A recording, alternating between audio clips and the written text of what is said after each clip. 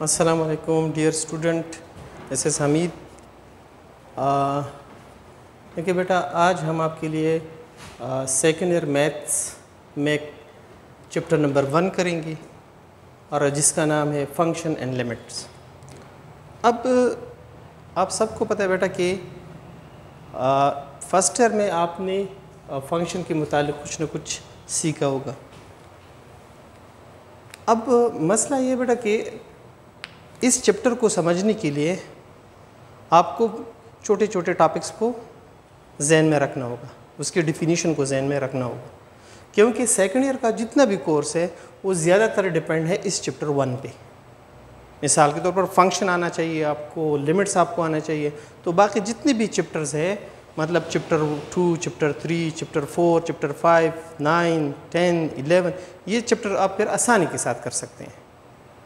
लेकिन इसके लिए बहुत ज़्यादा आपको मतलब है कि रेगुलर होना पड़ेगा, अटेंटिव होना पड़ेगा, तब जाके आप इस चैप्टर को सीख सकेंगे। और इसमें बहुत सारी जो चीज़ें हैं, लेकिन हम उसको इसलिए करेंगे ताकि आप उसको आसानी के साथ इसको समझें और फिर आगे आगे टॉपिक्स में आपको उसका फ़ायदा मिले। तो इसलिए हम यहाँ से देखें, सबसे पहले हम स्टार्ट करते हैं, चूँकि हमारा टॉपिक यहाँ पे जो है वो कार्टेशियन प्रोडक्ट है और बाइनरी रिलेशन है, लेकिन इससे थोड़ा सा पीछे हम जाएंगे तो आप लोगों को ऑलरेडी वो पता है, लेकिन मैं डिस्कस वहाँ से करूँगा। जिस तरह आपको सेट का पता है, जिस तरह आपको सेट का पता है कि सेट क्या होता है मैथमेटिक्स में, आपको उसका पता है कि सेट जो है वो collection of well defined distance objects called set, ये आपको पता है। अब मिसाल के तौर पर अगर हम एक सेट लेते हैं, ये एक सेट है, मिसाल के तौर पर मैं एक सेट लेता हूँ, एक सेट है 1, 2, 3 और 4, 5, मैंने एक सेट ले लिया, सही है मैडम। अब ये सेट जो है ये आपको पता है कि ये हमारे पास टेबुलर फॉर्म में है, लेकिन इस सेट में अगर आप देखें तो इसका जो यहाँ पे अगर आप देखें तो इसकी नंबर ऑफ एलिमेंट कितने हैं, आप ज़रा देखें, यानी कि इस तरह लिखते हैं number of element in A set, या इस तरह देखिए इसमें कितने एलिमेंट है, 5 एलिमेंट्स हैं, ठीक है। तो ये तो आपको पता है। इस तरह बहुत से आपको सेट्स देंगे और उसमें आपको कहेंगे कि यार नंबर ऑफ एलिमेंट्स में कितने हैं। दूसरी बात ये कि सेट में अगर आप देखें तो इसमें हम रिपीटिशन नहीं कर सकते, एक एलिमेंट को 2 मरतबा नहीं लिख सकते, ठीक है। ये ज़रा जहन में रखें ये चीज़, एक ये तो आपको पता है सेट्स के बारे में। अब इसके बाद सबसेट के बारे में क्या आप जानते हैं, वो ज़रा देखें। सबसेट ये भी आप जानते हैं, अगर किसी सेट ए है, उसके सारे एलिमेंट सेट बी में मौजूद हो तो हम कहते हैं A as a subset of B, तो ए बी का सबसेट होगा। जिस तरह शॉर्ट फॉर्म में हम लिखते हैं, अगर x बिलोंग टू ए है और ये हमें इम्प्लाइज करता है कि x बिलोंग टू बी, तो हम फिर कह सकते हैं कि then A is a subset of B. तो ये सबसेट भी आप जानते हैं। किसी भी सेट के हम पॉसिबल सबसेट भी मालूम कर सकते हैं। किस तरह मालूम कर सकते हैं, आपको पता है कि अगर हमारे पास एक सेट है, मिसाल के तौर पर ये एक सेट है, मैंने ले लिया 3 और 4, तो यहाँ पे आपको पता है कि इसके नंबर ऑफ एलिमेंट कितने हैं, 2 है। अच्छा, अब इसमें हम यहाँ पे एंड पॉसिबल सबसेट इसके कितने होंगे, सबसेट्स आर, तो ये एक फार्मूला था, याद करें कि उसमें हम ये करते थे कि एन ऑफ ए मालूम करते थे, याद करें। तो इसमें कितने अब है, आप ज़रा देखिए 2 है, तो इसके कितने हो गए, 4 पॉसिबल सबसेट इसके होंगे। अब अगर 4 पॉसिबल सबसेट है, वो कौन कौन से हैं, दैट इज़ एक एम्प्टी होगा, एक 3 होगा, एक 4 होगा, 3 के साथ एक सेल्फ, और ये एक सेल्फ, ये जो ए होगा ये से 4 हो गए कि नहीं। तो इसी तरह हम जितने भी एलिमेंट्स उसको हम अगर हमें कोई कहे कि इसमें कितनी पॉसिबल सबसेट है तो हम निकाल सकते हैं। तो ये एक आपको पता है। अब इसके बाद हम ऑर्डर पेयर पे जाते हैं, ऐसा ऐसा हम आगे आगे जाएंगे। देखिए ऑर्डर पेयर, हम ऑर्डर पेयर देखिए। अब ऑर्डर पेयर क्या है, ऑर्डर पेयर जो है ये भी आपने लोअर क्लास में पढ़ा, लेकिन ऑर्डर पेयर जो है मैथमेटिक्स में हम लिखते हैं वो पैरेंथेसिस में इस तरह लिखते हैं, ये एक ऑर्डर पेयर है, देखिए ये एक ऑर्डर पेयर है। तो इसमें ये फर्स्ट एलिमेंट है, जिस तरह हम लिखते हैं सन और जो हम लिखते हैं कि फादर, तो ये एक ऑर्डर पेयर है कि नहीं है। तो इसी तरह हम अगर यहाँ पे ऑर्डर पेयर लिखते हैं डेली लाइफ में तो हम लिख सकते हैं, देखिए यहाँ पे तो ये first element of the order pair है, ए जो है वो first element of order pair है और बी जो है वो second element of the order pair है। तो ये है। अब दो ऑर्डर पेयर कब बराबर हो सकते हैं, नोट करें, ये दो ऑर्डर पेयर बराबर कब हो सकते हैं, A B is equal to C D, ये तब बराबर होंगे बेटा कि एफ एंड ओनली एफ अगर ए सी के बराबर हो, यानी कि इसका फर्स्ट एलिमेंट इसके फर्स्ट एलिमेंट के बराबर हो, first element of the first order pair is equal to the first element of the second order pair and second element of the second order pair is equal to the second element of the first order pair is equal to the second element of the second order pair, इस तरह ये है। तो फिर दो order pairs बराबर होंगे, otherwise ये बराबर नहीं होंगी। जिस तरह अगर बराबर नहीं होंगे तो क्या होगा, एंड अगर मैं लिखूँ 1 1 3 3 4 में लिख लूँ, ये ऑर्डर पेयर है, तो ये ऑर्डर पेयर कभी भी बराबर नहीं होगा इसकी, क्यों, क्योंकि 3 4 के बराबर नहीं और 4 3 के बराबर नहीं। इसी तरह अगर हम सेट में ये कर सकते हैं कि 3 4 है तो हम सेट में इस तरह लिख सकते हैं 4 3, क्योंकि सेट में एलिमेंट की पोजीशन चेंज करने से सेट चेंज नहीं होता, लेकिन ऑर्डर पेयर में उसकी पोजीशन अगर आप चेंज करेंगे तो फिर वो दो ऑर्डर पेयर्स बराबर नहीं होंगे। तो ये जहन में रखो कि ऑर्डर पेयर्स कब हमारे पास बराबर होते और कब बराबर नहीं होते। इसके बाद हम अपने कार्टेशियन प्रोडक्ट की तरफ आते हैं। कार्टेशियन प्रोडक्ट क्या है, सबसे पहले देखिए कार्टेशियन प्रोडक्ट, कार्टेशियन प्रोडक्ट जो है वो अगर हम उसकी डिफिनीशन करें तो हमारे पास दो नॉन एम्प्टी सेट होने चाहिए। तो अगर हमारे पास ए और बी दो नॉन एम्प्टी सेट हो तो then cartesian product of two non empty set is written as A cross B and as a set, और ये एक सेट होता है whose elements are in order pair, जिसके एलिमेंट पेयर में होते हैं, जिस तरह हमने पेयर्स की डिस्कशन कर दी, such that the first element belong to set A and the second element belong to set B। तो इस सेट को हम कार्टेशियन प्रोडक्ट कहते हैं, ठीक है। तो ये आपका कार्टेशियन प्रोडक्ट हो गया। अब अगर आप देखें कार्टेशियन प्रोडक्ट, मैं मिसाल भी इसमें ले सकता हूँ कि आपको कार्टेशियन प्रोडक्ट किस तरह मालूम करना है। मिसाल के तौर पर मैंने दो सेट ले लिए, एक सेट 1 2, दूसरा सेट मैंने ले लिया 3 4, ठीक। अब अगर मुझे कोई कहते हैं कि इसके कार्टेशियन प्रोडक्ट मालूम करो तो A क्रॉस B, ज़रा देखें अब किस तरह मालूम करते हैं, लोअर क्लास में, यानी कि आई थिंक आपने क्लास 10th में इसको पढ़ा है। तो इसमें अगर आप इसकी सिलेक्शन करें तो हर एक के साथ इसका पेयर बना लें, 1 3 1 4। अब इसकी बारी ख़त्म तो 2 को सिलेक्ट करें, 2 3 और 2 4। तो ये कार्टेशियन प्रोडक्ट है। सिमिलरली अगर आप देखें यहाँ पे तो B क्रॉस A, क्योंकि हमारा टॉपिक आज यही है, तो यहाँ पे आप फिर 3 सेलेक्ट करें, 1 के साथ ले लें, 3 सेलेक्ट करें और 2 के साथ ले लें, 4 1 और 4 2। तो ये भी कार्टेशियन प्रोडक्ट। तो कार्टेशियन प्रोडक्ट जो है वो किसी भी दो सेट्स का हम एक ऐसा सेट लेंगे जो उसके सारे एलिमेंट पेयर फॉर्म में हो, मतलब ये पेयर में हो, और उसका फर्स्ट एलिमेंट जो पेयर का होगा वो सेट ए को बिलोंग करेगा और जो सेकंड होगा वो सेट बी को बिलोंग करेगा। तो ये कार्टेशियन प्रोडक्ट है। अब आगे जाते हैं। आगे हमारे पास के इसमें चंद आप ज़रा थोड़ा सा नोट इसमें लिखे, नोट में क्या मैं लिखता हूँ, देखिए इसमें ये है कि हमारे पास अगर आप देखें कि ए क्रॉस बी बराबर नहीं होगा बी क्रॉस ए के। क्यों बराबर होगा, एफ एंड ओनली एफ, क्योंकि अगर ए बराबर नहीं है बी का, क्योंकि दो सेट्स जब बराबर होंगे तो वो एक दूसरे के सबसेट में होंगे, उस सबसेट होते, ये इसका भी सबसेट नहीं और ये इसका भी सबसेट नहीं है। तो एक तो ये है कि इक्वल नहीं है, अगर ए और बी बराबर होते तब ए क्रॉस बी क्रॉस ए के बराबर होता, जिसमें इसमें इसलिए कि इसके एलिमेंट बराबर नहीं है। 1 3 है, यहाँ 3 1 है, तो 1 3 के बराबर नहीं, 3 1 के बराबर नहीं है, तो इसका मतलब है इसके एलिमेंट्स बराबर भी नहीं।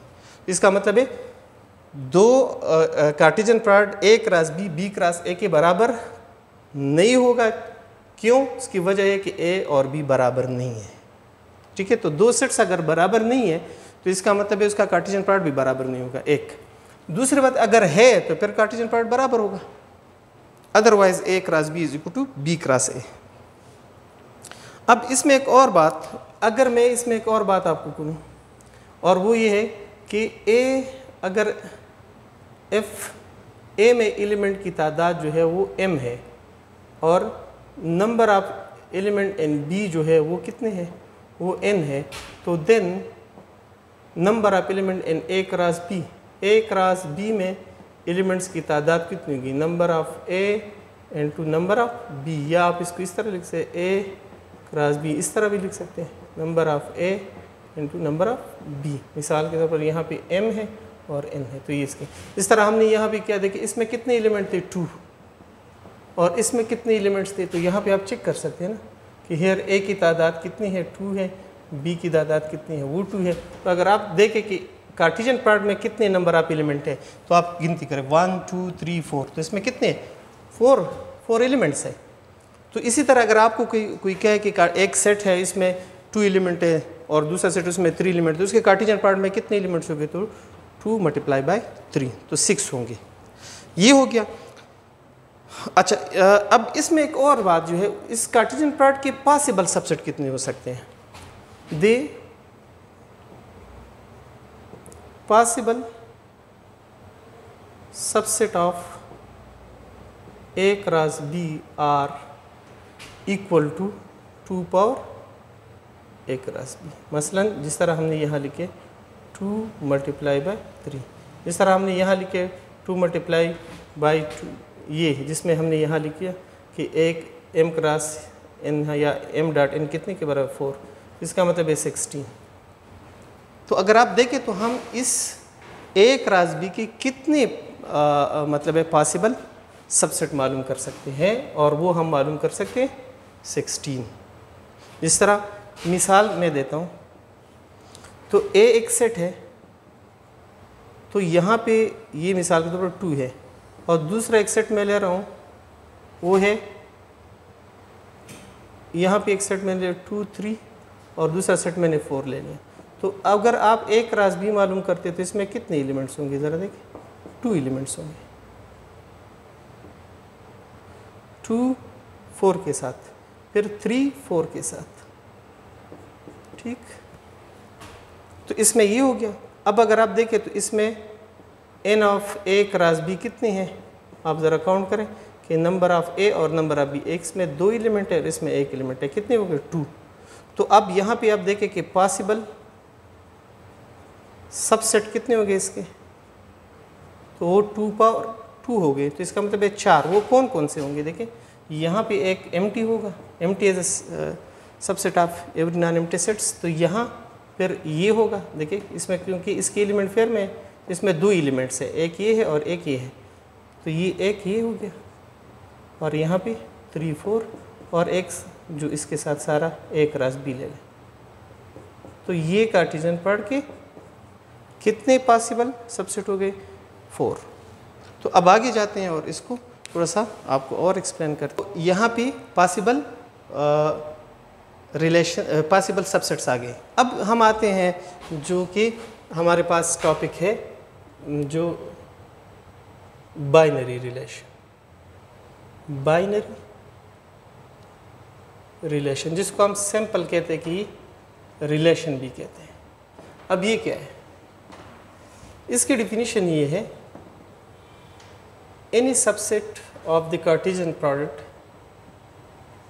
एनी सबसेट, हम ले सकते हैं एनी सबसेट आर, तो आर आप ले लें, ऑफ ए क्रॉस बी, कोई भी सबसेट आप ले लें, मतलब है आर आपने subset of A cross B ले लिया।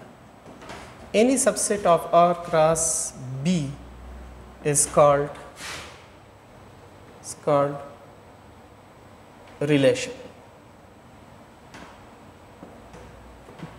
Any subset of A cross B is called relation from A to B। तो अब यहाँ पे उस सबसेट को हम क्या कहते हैं, उस सबसेट को हम रिलेशन कहते हैं। जिस तरह हमने यहाँ पे पहले यहाँ पे सबसेट कहते थे, अब ये सबसेट हम यहाँ पे इसको कहेंगे कि ये रिलेशन है। तो कार्टेशियन प्रोडक्ट की जितने भी ये कार्टेशियन प्रोडक्ट के सबसेट होते हैं उसको हम उस सबसेट को हम बाइनरी रिलेशन कहेंगे या सिंपली रिलेशंस कहेंगे। मिसाल के तौर पर हमने जितनी भी वहाँ पे अगर आप देखें तो हमने जितने भी रिलेशंस मालूम किए तो ये सारी कार्टेशियन प्रोडक्ट की सबसेट है। अगर आप देखें तो ये कार्टेशियन प्रोडक्ट के सबसेट है। तो ये आप जहन में रखें कि अगर आप देखें तो ये एक आसान काम है। तो इसी तरह अगर हम एक मिसाल ले लें इस पे और इसके सारी मतलब है कि मालूम कर ले इसके तो आसान होगा। मिसाल के तौर पे अगर आप उस सेट में देखें A क्रॉस B में तो आपको पता है कि A क्रॉस B के कितने पॉसिबल सबसेट होंगे। तो जल्दी जल्दी मैं आपको ये सारे मालूम करता हूँ ताकि ये कवर हो जाए। एग्जाम्पल हमारे पास A क्रॉस B, A ये था, अगर आप देख लें वहाँ पे 1 2 था। तो यहाँ पे A हमारे पास 1 2 है, B हमारे पास 3 4 है और हमने एंड A क्रॉस B हमारे पास था 1 3 1 4 2 3 और 2 4। तो यहाँ पे हमारे पास पॉसिबल रिलेशन कितने होंगे और 2 पावर A क्रॉस B के जितने भी नंबर ऑफ एलिमेंट्स है। तो इसमें कितने 1 2 3 4 तो 4, तो ये 16 आ जाएंगे, 16 पॉसिबल रिलेशन। तो इसमें चंद रिलेशन मैं आपको ले लेता हूँ, सारे 16 नहीं निकाल सकते लेकिन चले हम इसमें से थोड़े से लेते हैं। दैट इज़ एक हमारे पास मिसाल के तौर पर मैंने ले लिया, सारे भी ले सकते हैं, ये एम्प्टी हो गया और यहाँ पे ये आ गया 1 3, यहाँ पे ये आ गया 1 4, यहाँ पे ये आ गया 2 3 और यहाँ पे आ गया ये 2 4। तो यहाँ पे इसको 1 कहें, इसको 2 कहें, इसको 3 कहें, इसको 4 कहें, इसको 5 कहें, इसको आप 6 कहें। 2 4 हो गया। तो अब इसकी सिलेक्शन करें और दूसरे इसके साथ ले लें 1 3, तो इसके साथ 1 4 ले लें, यहाँ पे आपने सेलेक्ट किया है। फिर आप 7 ले लें, इसमें आप ले लें 1 3, इसके साथ आप ले लें 2 3, ठीक है। अब यहाँ पे आप ले लें R 8, तो अगर आप ले लें तो 1 3 के साथ आप ले लें 1 3 के साथ आप ले लें 2 4 और फिर आप यहाँ पे ये सेलेक्ट करें तो यहाँ 1 4 के साथ आप ले लें 2 3 और 1 4 के साथ आप ले लें क्या 1 4 के साथ आप ले लें 2 4। अब यहाँ पे R 11 जो आ गया तो आप 2 3 के साथ ले लें क्या 2 4 और फिर आप 12 ले लें तो आप इसके साथ ये ले लें, मतलब है 1 3 और 2 3 यानी कि 2 2 के साथ 2 2 पेयर के साथ एक सेलेक्ट करें तो ये हो गया। और फिर अगर 3 को आप देखें तो ये इसके साथ हो गया। अब आप ये दोनों ले लें तो ये 1 4 और 2 3 और यहाँ पे कितना हो गया 2 4। तो अगर आप देखें तो 1 2 3 4 5 6 7 8 9 10 11 12 13, ठीक है। तो हमने कितने लिए अब अगर देखें यहाँ पे अगर आप देखें तो हमने यहाँ पे देखें इनके साथ हमने कौन सा सेलेक्ट किया। अब एक और भी बाकी है, मिसाल के तौर पर 14, तो 1 4 के साथ आप 1 3 और 1 4 ले लें, तो इसके साथ 2 3 ले लें। एक और भी बाकी है 1 2 हो गया 2 3 हो गया और कितना हो गया। अच्छा अब 15 इसमें क्या है देखें 15 इसमें है 1 3 1 4 1 4 और क्या है 1 4 और इसमें 2 3 है।